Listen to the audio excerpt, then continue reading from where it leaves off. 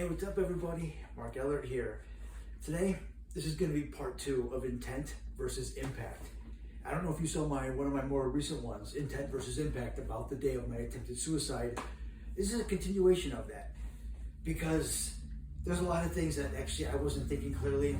My intentions versus the impact that I didn't think it through. If you saw the previous video, mostly my intent, I was feeling disrespected at the time. I was feeling disrespected and hurt by some people. I wanted them to feel guilty. I wanted them to feel guilty and have some regret. But again, the thing is those people were so easily disrespecting and hurting me. For them to feel guilt and regret was I wasn't thinking too clearly. That wasn't very possible. It wasn't something that was probably going to be happening.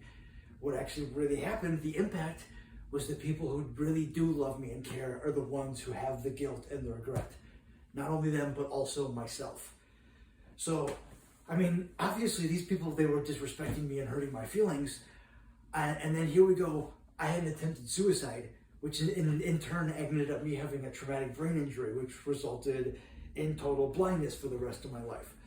So I felt like people hurt my feelings. So here I go and put a gun to my head and make me go blind for the rest of my life and have a brain injury. Why am I punishing myself for when people have already hurt my feelings? That's a really common thing with suicide. It's an emotional thing. People, they're hurt and they just don't know how to react with it. So they react out of impulse just with something. I had access to a gun, so I just reacted out of impulse, out of nowhere, and didn't think it through.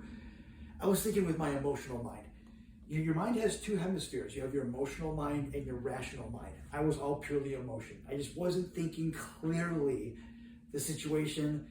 And that's why it's good to actually bring some of your rational mind into it.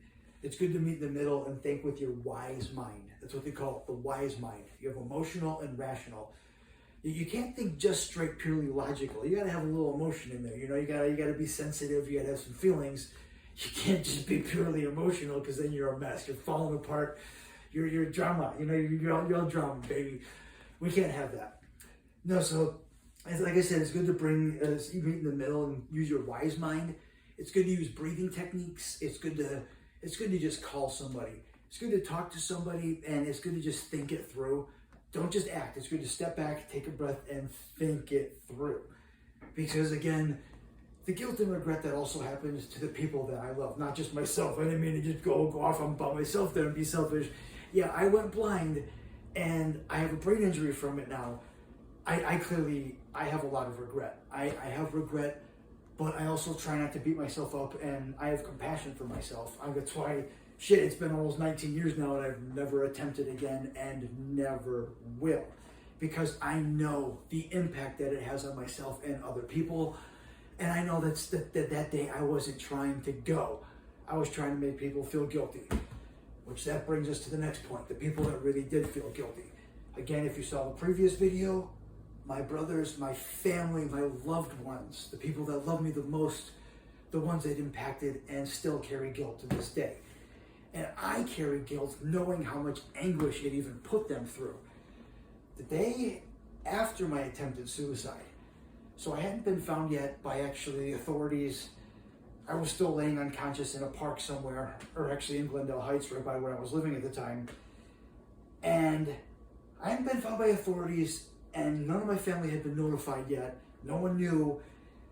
Both of my brothers actually have admitted to me that day they were crying. They basically, when they woke up, they knew in their gut something was wrong. That they were just crying. Periodically through the day, they would just burst into tears and not know or have an explanation. And they just deep down in their stomach knew something was wrong and didn't feel right. My little brother admitted to me he was sitting in high school, in class that day, just pretty much just kind of tearing up. The dean came and knocked on the door and pulled him out of class, and he was like, yo, hit me, talk to me, man, what happened? I know something happened, hit me. And he's like, I don't really know what happened. Your family called and said that something happened to your brother.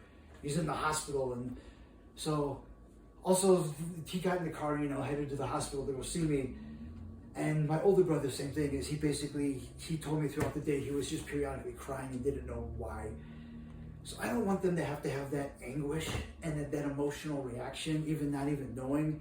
And then when they found out and they found me in the hospital after a gunshot wound to the head, comatose, and on life support, they became even more emotional, obviously. They're the people that it really affected that I didn't think about. My father, my mother, the people that I love. That also love me, that I didn't think about that. I was just purely thinking out of emotion. Another thing, me and my older brother were actually living together at the time.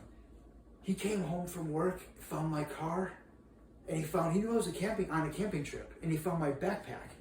He found my cell phone sitting on the table, and he's like, he just knew something wasn't right. He came home from work knowing my stuff was there, but I wasn't. And he just, for an hour or two, he just walking around and just couldn't figure it out and just didn't know what to think about it or where it was. He felt guilty and just felt bad going out to go hang out with his friends for a little bit. But he didn't know. I always try to give them compassion. They didn't know. But that's why also, everyone, I want you to know, in that emotional state, you don't think about the people that you love the most and that love you the most. Don't try to do something stupid to make people that aren't going to really care feel guilty, that people are already hurting you and disrespecting you. Hey, if they're going to hurt you like that, just cut ties. Just know it's not healthy and not good for you.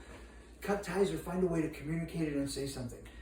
Don't do a reaction the way that I did. Don't react emotionally, and do something just to try to get their attention or make them feel guilty and feel bad.